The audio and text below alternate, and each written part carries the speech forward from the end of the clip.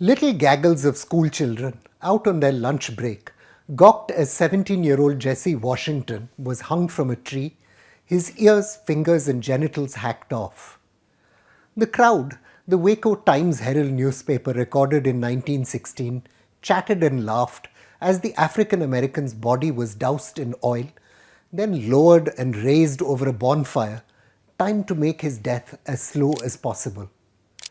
A well-dressed woman applauded when, I quote, a way was cleared so that she could see the writhing naked form of the fast-dying black. Fred Gildersleeve, a local photographer usually called out for weddings and parades, documented the slaughter and later sold his pictures as 10-cent postcards. The slain teenagers' teeth, gathered up from the street, went for $5 each. In large parts of India today, that celebratory culture of killing, recorded today on cell phones and circulated through the social media, is becoming dangerously commonplace. In the lanes of small towns and in villages, real power is coming to be held by ideologically driven gangsters, not the institutions of the state. The point, like in America, isn't just to torment a powerless minority. It is to tie a majority into a new ideological order by a bond of blood. Festive young revelers celebrated Ram Navami in Jharkhand's Koderma district, singing and dancing in the streets as police watched. Muslims are, let's not use that word, the word of that chant ran. The language of the cause leaves nothing to the imagination. Airline executive turned ashram head Anupam Mishra, popular as Bajrang Muni, threatens to rape Muslim women, while his supporters cheer. Sadhvi Saraswati calls on Hindus to stockpile arms and demands public hangings for eating beef. Deependra Singh, also known as Yati Narsingh Anand, seeks genocide. Last week's Ram Navami riots, spread out across 8 states, have underlined fears about the accelerating tempo of hate politics across India. There's little evidence, it needs to be said, that riots have become bigger or more lethal through Prime Minister Narendra Modi's time in office. Levels of communal riots and the deaths that resulted fell from 2008 to 2011, then grew again from 2016.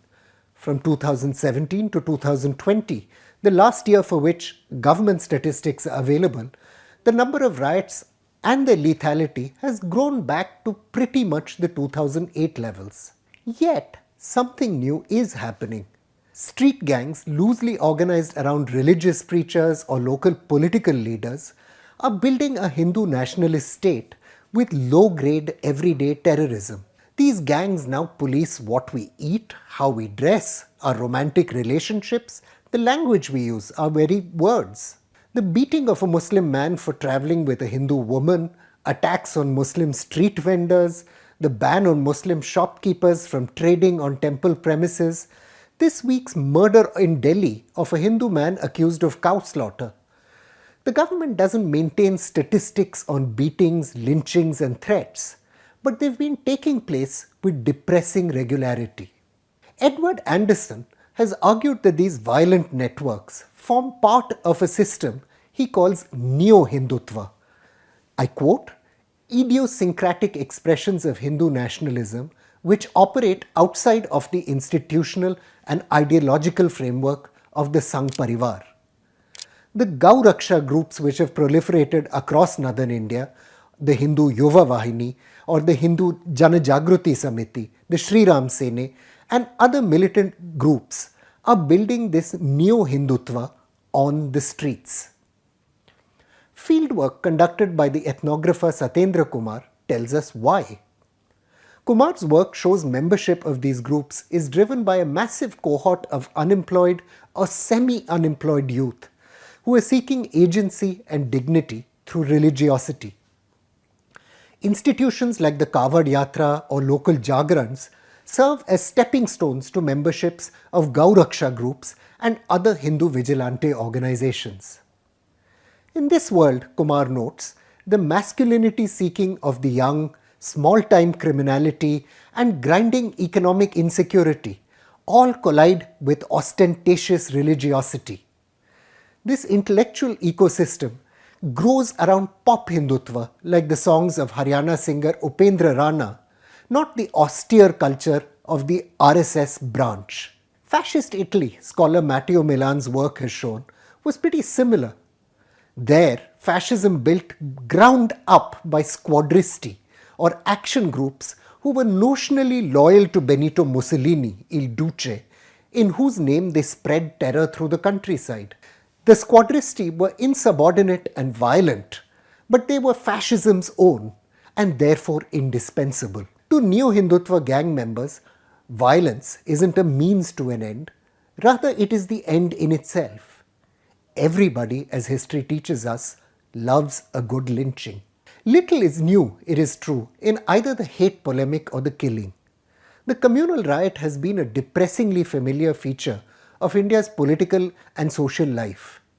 The painstaking work of scholars Violette Graf and Juliette Gallonier reminds us that from 1961 onwards, India regularly saw communal violence which claimed hundreds of lives every year.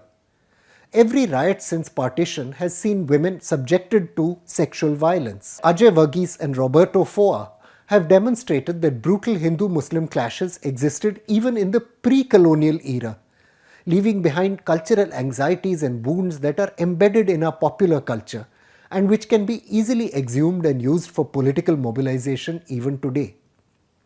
From the 1980s, Prime Minister Indira Gandhi, her legitimacy battered by the emergency and a moribund economy, successfully developed an institutional riot system. Large-scale communal violence was engineered beginning in Moradabad in 1980, which went on for more than 3 months and killed, as per official records, around 400 people in one single police-led massacre.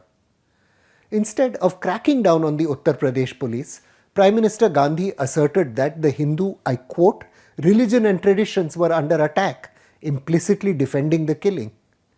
Through 1983, there was further slaughter in Aligarh, Allahabad, Godhra, Bihar Sharif, Nalanda, Hyderabad, Vadodara, Pune and Meerut, culminating in a massive pogrom in Assam's Nellie. For the Congress, it paid off. It became the protector of India's Hindus. Long before Bharatiya Janata Party leader Pravesh Verma told Hindus that Shaheen Bagh protesters were plotting to, I quote, enter your houses, rape your sisters and daughters to kill them, these fears had embedded themselves in Indian society. Now, Neo-Hindutva has weaponized them for its war. There's potential for this to turn into actual terrorism. I sent some 3 lakh letters, distributed 20,000 maps of Akhand Bharat on 26 January, but these Brahmins and traders have never done anything and neither will they do. So said the Hindutva leader B.L. Sharma Prem. It is not that physical power is the only way to make a difference, he wrote, but it will awaken people mentally. Sharma concluded, I believe that you have to light a fire in society, at least a spark. Earlier phases of communal violence sundered Hindus from Muslims, set in place a cycle of hatred, entrenched backwardness, and as the decades wore on, enabled a murderous jihadist sunrise. They did not, however, undermine the state's control of society or the authority of its institutions. This time around, Neo-Hindutva aspires to build a new society in which it will be the arbiter of how we live or who we love. Failure to build a Hindutva state could engender more violence, not less. Even though prosecutors have been unable to secure convictions against the suspected Hindu nationalist perpetrators of the 2007 Samjhauta Express terrorist bombings, mainly due to early investigative negligence, the case demonstrated the lethal potential of these groups. Bomb makers Ramchandra Kalsangra, Sandeep Dange and Ramesh Mahalkar, who are alleged to have staged the train bombing, remain fugitives to this day. 2 convictions were secured of terrorists in the network who bombed the Ajmer Sharif shrine, making clear the linkages between that group and the Samjhauta attack. From 2003, hardliners disenchanted with the RSS had begun drifting away from democratic politics to a new cult of the bomb. In August 2004, 18 people were injured in the bombings of mosques at Purna and Jalna in Maharashtra. And in 2006, Bajrang Dal members Naresh Konwar and Himanshu Fanse were actually killed while making bombs in Nanded. In 2008, Hindu Janajagruti Samiti operatives were arrested for the alleged bombing of the Gadkari Rangatyan theatre in Thane. Later that October, Bajrang Dal-linked Rajiv Mishra and Bhupinder Singh were killed while making a bomb in Kanpur. Former Director General of Police in Maharashtra KP Raghuvanshi said in one interview that these incidents could have, and I quote, frightening repercussions. That's a lesson other countries understood. Lyndon B. Johnson, the deeply racist United States president who ended up dismantling American apartheid, acted because he understood the dangers of a divided, angry nation.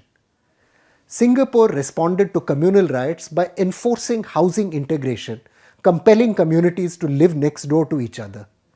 Even though these societies have deep problems even today, the prospect of full-scale communal or racial warfare has diminished through concerted state action. The rule of caste-driven tyrannies in swathes of India ensured the absence of modern state structures that could deliver services and ensure law. The backwardness of Bihar, parts of Uttar Pradesh, Madhya Pradesh, Rajasthan is in no small part the consequence of the fact that gangsters ruled, not the government. Now we're in danger of putting another bunch of gangsters, this time wearing a Hindu nationalist label, in place of the state. If we continue to turn our blind right eye to the crisis that lies ahead, India as a whole could pay a very steep price. I'm Praveen Swami and I'm National Security Editor of ThePrint.